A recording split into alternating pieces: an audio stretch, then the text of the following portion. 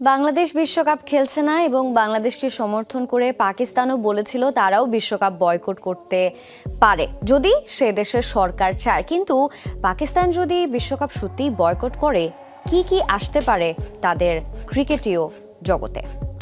টি-20 বিশ্বকাপে অংশ না নিলে পাকিস্তানের ওপর নেমে আসতে পারে আইসিসির কঠিন শাস্তি। আন্তর্জাতিক ক্রিকেটের পাশাপাশি এই আজ পাকিস্তান সুপার লিগেও পড়ার ইঙ্গিত দিয়েছে ভারতের সংবাদ মাধ্যম দ্য ইন্ডিয়ান এক্সপ্রেস। এদিকে বাংলাদেশের প্রতি সংহতি জানানোর 24 ঘন্টার মধ্যে বিশ্বকাপের দল ঘোষণা করেছে পাকিস্তান, যদিও তাদের অংশগ্রহণ এখনও শতভাগ নিশ্চিত নয় বলে জানিয়েছে পিসিবির নির্বাচক কমিটির সদস্য আকিব জাভেদ। ভারত ভ্রমণে নিরাপত্তা ইস্যুতে বাংলাদেশের দাবির প্রতি সংহতি প্রকাশ করে টি-20 বিশ্বকাপ নিয়ে কঠোর অবস্থানে যাওয়ার হুঁশিয়ারি দেয় পাকিস্তান।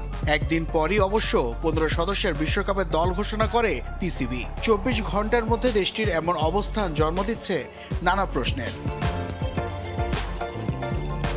যদিও পিসিবির নির্বাচক কমিটির সদস্য আকিব জাভেদ বলছেন ভিন্ন কথা। স্কোয়াড ঘোষণা হলেও এখনও শতভাগ নিশ্চিত নয় তাদের বিশ্বকাপে অংশগ্রহণের বিষয়টি। ফলে চাওয়ার হচ্ছে মহসিন নাকভির প্ল্যান এ, বি, সি ও ডির বিষয়টি।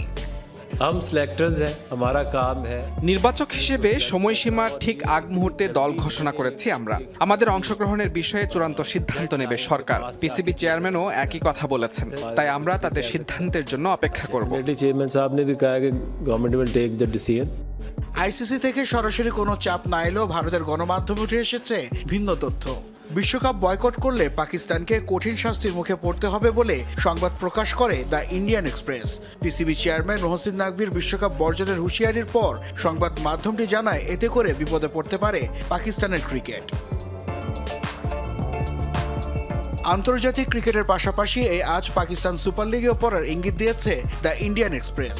পিএসএল খেলতে বিদেশি ক্রিকেটাররা পাবেন না অনাপত্তিপত্র, পাকিস্তান অংশ নিতে পারবে না এশিয়া কাপেও, এমনকি বাতিল হয়ে যেতে পারে মার্চে দেশটির বাংলাদেশ সফর।